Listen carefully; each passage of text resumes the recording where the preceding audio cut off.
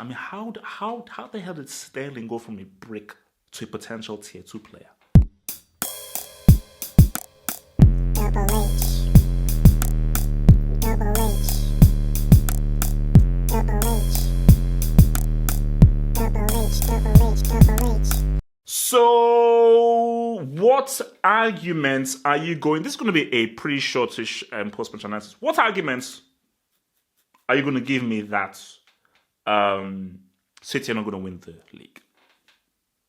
Oh, it's Southampton. Yeah. So I read a stat. Yeah, I read stats. I read a stat that I think City hold the record for scoring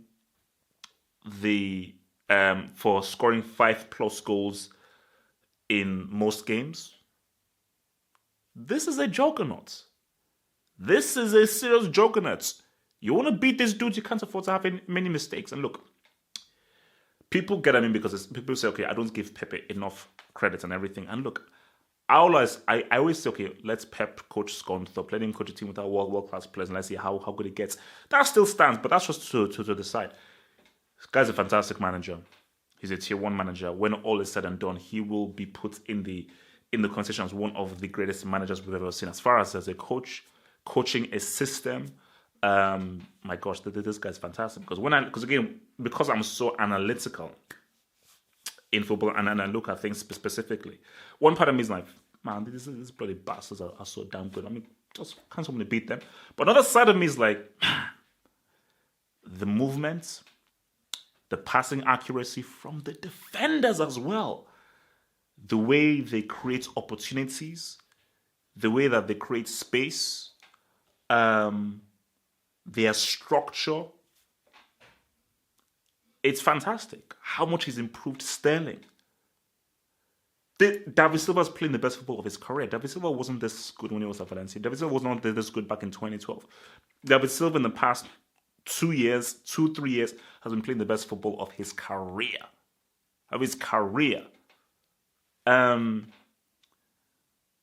you want to talk about Sani, Bernardo Silva, who this guy's, I think Bernardo Silva's tier 2. I think Bernardo Silva's tier 2 at his age. He's tier 2, and this guy can get even better. I'm just even defensive as well. How he's doing playing with Laporte, how he's doing for John Stones, how he's got this guy's playing well from the back and just having good defensive IQ. And because for Southampton, I felt sorry for them because I was like, man, it's a mismatch. It's a flipping mismatch. Like, again, I'm sure you must have seen it online. There was a point where literally it was like a 5-a-side game with men versus boys where Sane, Aguero, and Sterling and Silva, they were just messing the ball around like one touch, all in the 18-yard box. I was like, this is crazy. This is crazy. So, because this was always my fear. This was my fear. I was like, okay, they got 100 points last season. Can they improve? And again, maybe I'm wrong. Call me if I'm wrong, but I'm looking at this team and like, I think they have improved. So, if you're improving upon all the records you broke last season and you won it with 100 points and the second team were like about 15, 16, 17 points behind you, that is worrying. And I think just with in this game specifically, Southampton they didn't have a chance. Because you see that, what could they have done? How could they have? Maybe you could have defended better, been a lot more physical, slowed the game down more. But I just think City were just really on it. And I think just the way that they moved the ball, how important David Silva was. David Silva's goal, man. I mean, and just looking at, I think Sterling is the story. That's the real story. As in, like, yeah, the team is amazing, it's crazy, but Sterling's the real story. Like, this guy's effectiveness and his productivity, how much this guy has improved is crazy. This guy was a brick. 2-3 years ago, I said, no, this guy's a brick. This guy's a crap football player. He doesn't have a footballing brain to speak of. I believe his ceiling is tier 3. But man, I mean, he's knocking on the door of tier 2, which is insane based on how I viewed this guy some years ago. So it's credit to Pep, man. I mean, Pep, I think that what he's done with this Man City team, I think this is his greatest achievement because you had Messi in Barcelona. You know, you had Messi, you had Xavi, you had Iniesta. Bayern Munich, it's flipping Bayern Munich. It's Bayern Munich with a guy who I regard as one of the best strikers of the generation in Robert Lewandowski.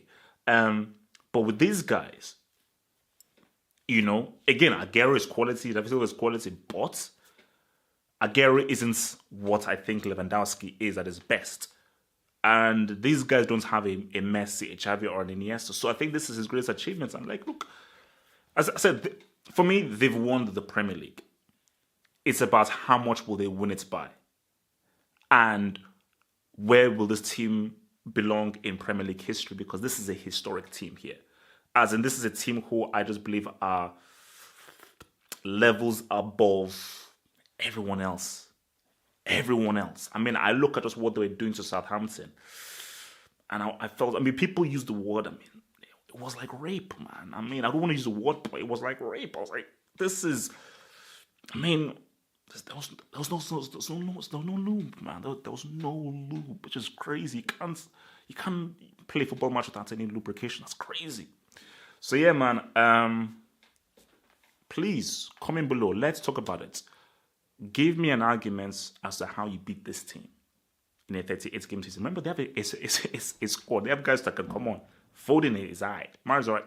So please give me an argument based on how this team play as to how you take them out. That's just all I want to know. All I want to know is an argument, because I don't see anybody taking them out. I see no one taking them out. So that's how the hell did Sterling go from a brick to a potential tier 2 player? Thanks for watching the video. Now think about becoming a Football Hot patron by pledging an amount each month, and then gain access to exclusive content only on the Football Hot patron page. Peace. Head over to the official site at halffootballhot.com or just click over here.